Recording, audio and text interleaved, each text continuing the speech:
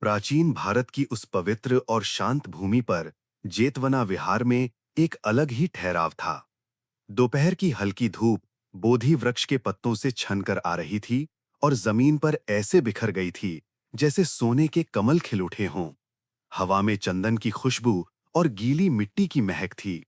वहां उस विशाल वृक्ष के नीचे हमारे परम पूज्य तथागत भगवान बुद्ध ध्यान मुद्रा में विराजमान थे।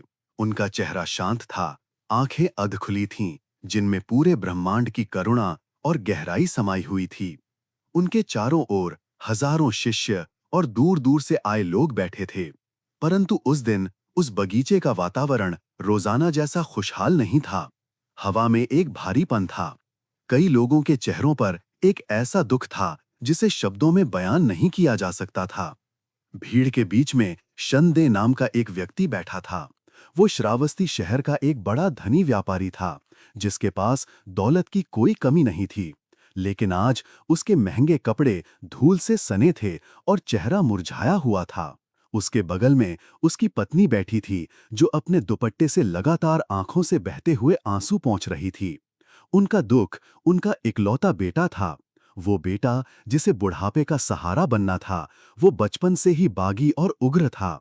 बड़े होकर उसने शराब, जुए और बुरी संगति में घर की आधी से ज्यादा जायदाद उड़ा दी थी।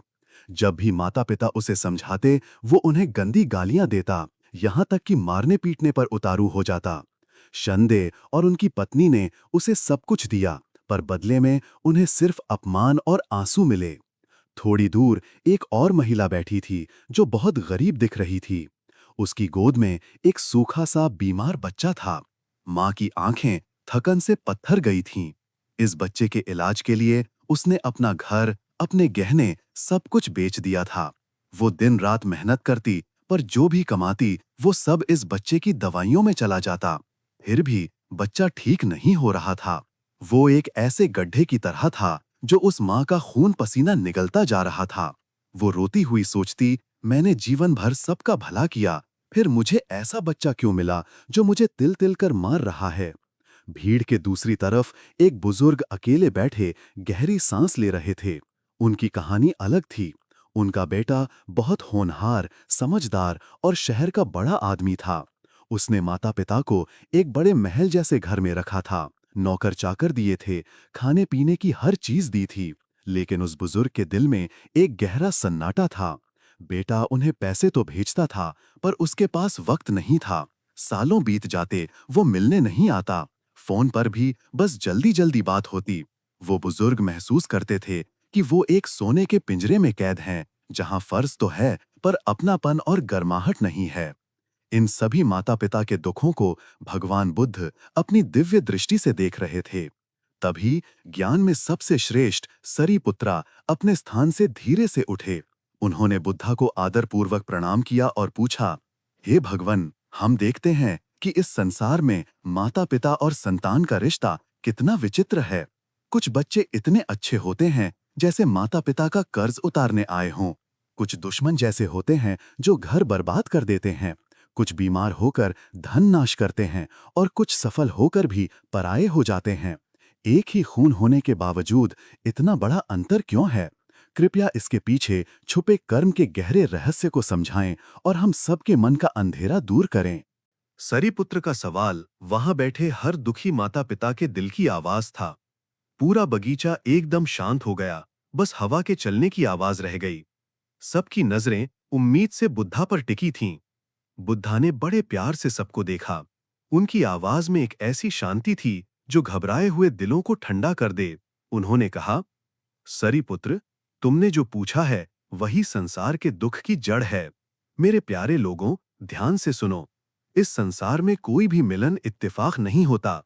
माता-पिता और संतान का रिश्ता तो और भी गहरा है, जो पिछले जन्मों के अनगिनत कर्मों से जुड़ा है। संतान मुख्य रूप से 4 कारणों से आपके जीवन में आती है: एहसान चुकाने, बदला लेने, शिकायत करने, कर्ज वसूलने और कर्ज चुकाने। बुद्धा ने पहली कथा सुनानी शुरू की। सबसे पहले एहसान चुकाने वाली संतान, बाओ इन। बहुत समय पहले की बात है। एक गरीब दंपत्ति थे, पति पत्नी थे। वो खेती बाड़ी करते थे और दिल के बहुत साफ थे। एक साल भरी सर्दियों में जब पानी भी बर्फ बन गया था, उन्हें रास्ते में एक विद्यार्थी ठंड और भूख से बेहोश मिला। वो दंपत्ति खुद गरीब थे, उनके पास खाने को बहुत कम था, फिर भी उन्हें दया आ गई। उन्होंने उस विद्यार्थी को उठाया, घर लाया, आग जलाई और घर में बची हुई आखिरी मुट्ठी भर चावल की गरम खिचड़ी उसे खिलाई। वो विद्यार्थी बच गया। उसने रोते हुए कसम खाई कि अगर मैं जीवित रहा और सफल हुआ तो आपका ये एहसान जरूर चुकाऊंगा। पर दुर्भाग्य से कुछ समय बाद बीमारी से उसकी मृत्यु हो गई। लेकिन कर्म कभी मरता नहीं। उस गहरे एहसान की वजह से अगले जन्म में वही विद्यार्थी उस भले दंपत्ति का बेटा बनकर पैदा हुआ। क्योंकि वो एहसान चुकाने आया था, वो बचपन से ही बहुत समझदार और आज्ञाकारी था। उसने खूब पढ़ाई की, बड़ा आदमी बना। उसने अपने माता पिता को अपने पास रखकर उनकी दिल से सेवा की, उन्हें हर सुख दिया। ऐसे बच्चे पुराने एहसान का बदला देने आते हैं। आप लोगों में से जिनके बच्चे सेवा करते हैं, वो इसी श्रेणी में आते हैं। भीड़ में कुछ लोगों के चेहरे पर मुस्कान आ गई, उन्होंने हाथ जोड़ लिए। बुद्धा ने फिर उस रोते हुए व्यापारी शानदे की तरफ देखा। उनकी आवाज थोड़ी गंभीर हो गई। दूसरा है बदला लेने वाली संतान, बाओ युआन। समझो, जहां प्रेम है वहां नफरत भी हो सकती है।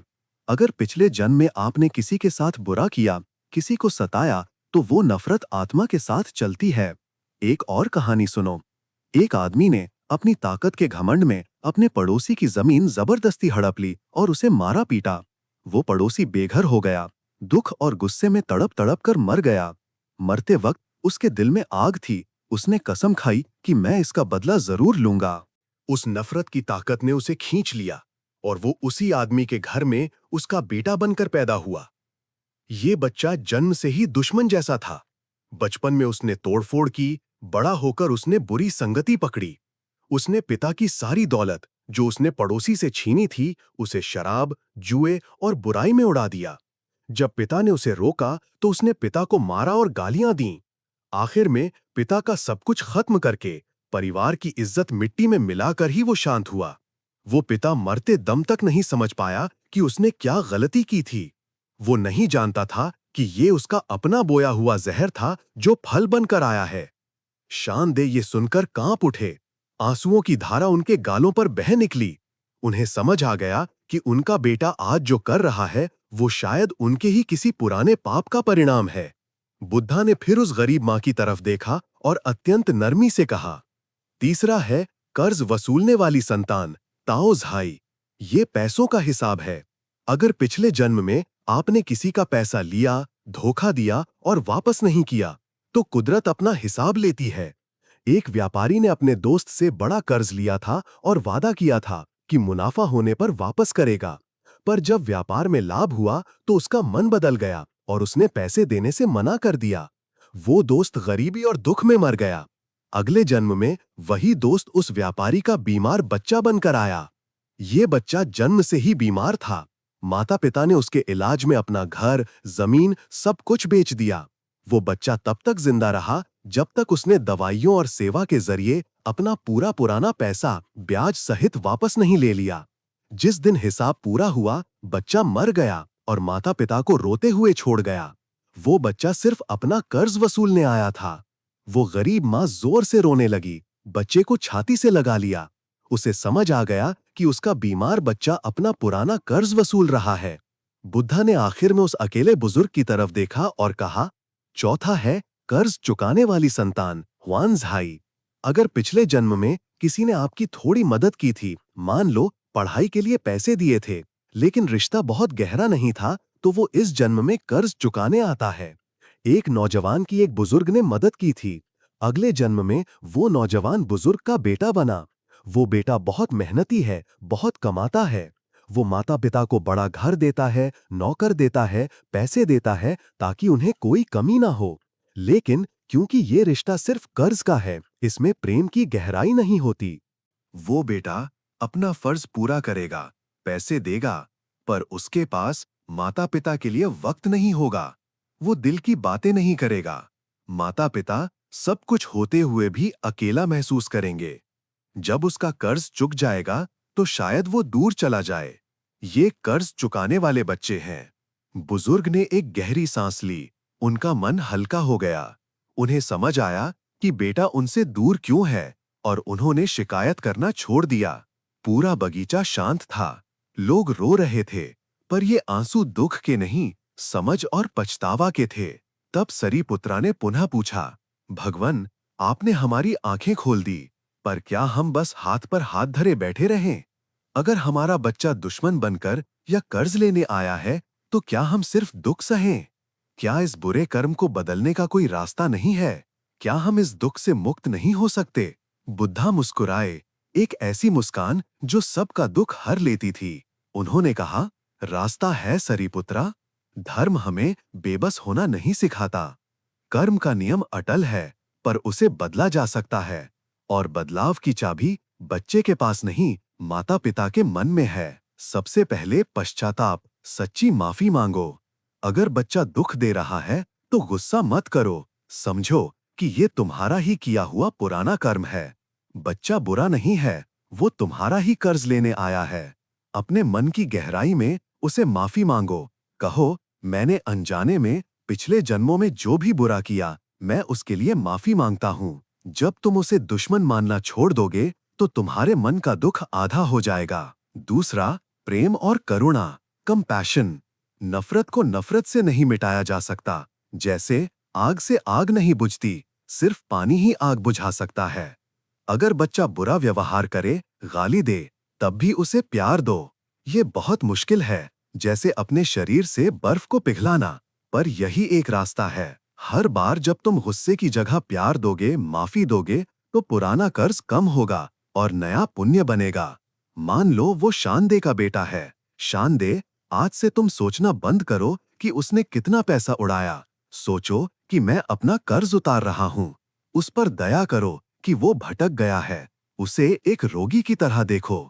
जब तुम्हारा प्यार सूरज जैसा तेज होगा, तो शायद उसकी नफरत की बर्फ पिघल जाए और दुश्मनी दोस्ती में बदल जाए। बुद्धा ने उस गरीब माँ से कहा, तुम भी रोना बंद करो। बच्चे की सेवा को कर्ज उतारना समझो। खुशी से सेवा करो, बिना शिकायत के।